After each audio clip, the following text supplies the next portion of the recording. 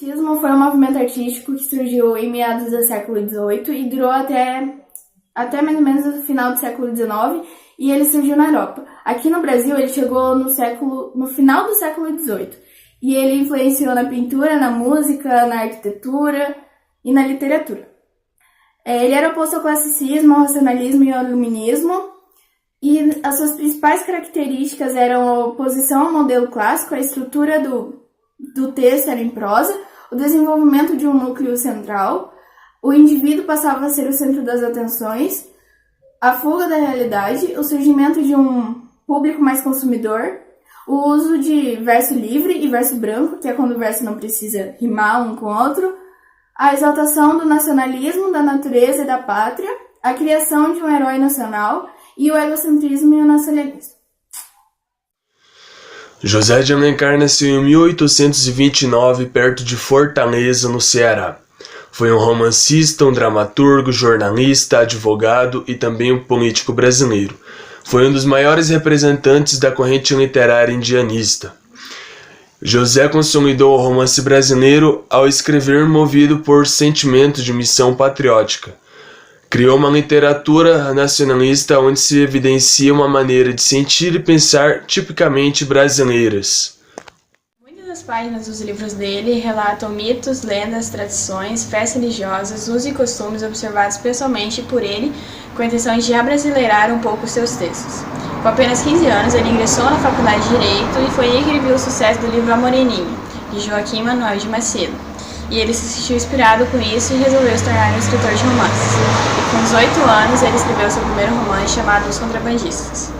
Em 1850, ele se formou em Direito e seguiu para o Rio de Janeiro, com a intenção de participar da atividade literária do momento, que era o Correio Mercantil e o Diário do Rio. E foi no Diário do Rio que, 5 anos mais tarde, ele se tornou gerente e redator e publicou seu primeiro livro chamado Os 5 Minutos.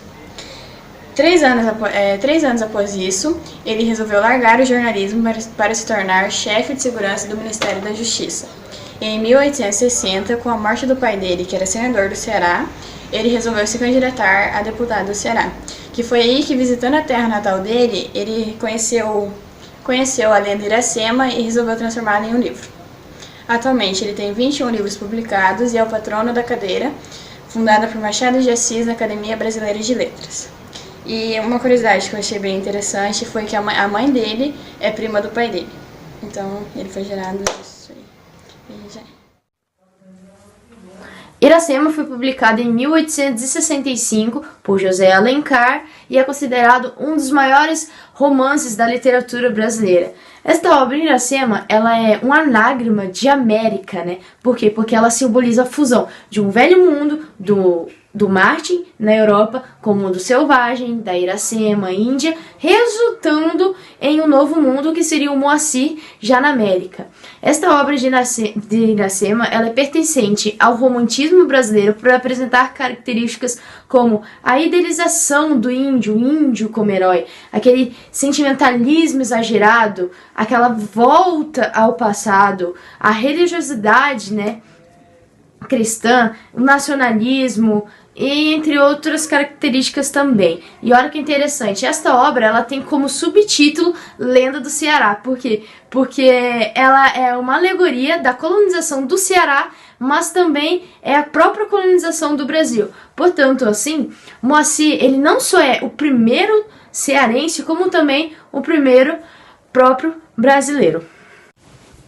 Iracema conta a história da Virgem dos Lábios de Mel, Iracema, e do primeiro colonizador do Ceará, o Martin, que é um guerreiro branco e amigo do tribo Pitiguara daqui do litoral do Brasil. O Martin ele se perde na mata e é encontrado por Iracema. Iracema o acolhe ao perceber que ele não é nenhum inimigo e o leva para o seu tribo, o tribo dos Tabajaras. E assim surge um amor repentino entre Iracema e Martin. Porém, o tribo Tabajara e o tribo Pitiguara, eles são inimigos. E Irapuã também é apaixonado por Iracema. Irapuã tenta matar Martin e assim ele consegue escapar e foge junto com Iracema para viver esse amor. Passado um tempo, o Marte acaba não dando tanta atenção para Iracema porque ele sente falta da sua terra, do seu povo e das suas batalhas. Assim, ele vai para alguns combates e acaba deixando a Iracema muito sozinha. Ele volta e acabam vivendo juntos de novo, só que ele ainda sente a falta e ela sempre fica muito triste com isso porque ele acaba não dando tanta atenção a ela. Assim, ele parte para um novo combate, deixando ela grávida, à espera do seu filho, enquanto ele vai para o combate e ela bem triste e sozinha. Quando ele volta, Iracema está muito fraca e só consegue ter o seu filho e acaba falecendo. Eu vou ler uma poesia do romantismo de Álvares de Azevedo, Se eu morresse amanhã. Se eu morresse amanhã, viria ao menos fechar meus olhos, minha triste irmã. Minha mãe de saudades morreria, se eu morresse amanhã. Quanta glória presinto em meu futuro, que a aurora de porvir e que manhã eu perdera chorando essas coroas. Se eu morresse amanhã, que sol, que céu azul, que doce nalva, acorda-te natureza mais louça. Não me batera tanto amor no peito, se eu morresse amanhã, mais essa dor da vida que devora, a ânsia de glória, o dolorido fã, a dor no peito e uma doceira, ao menos, se eu morresse amanhã.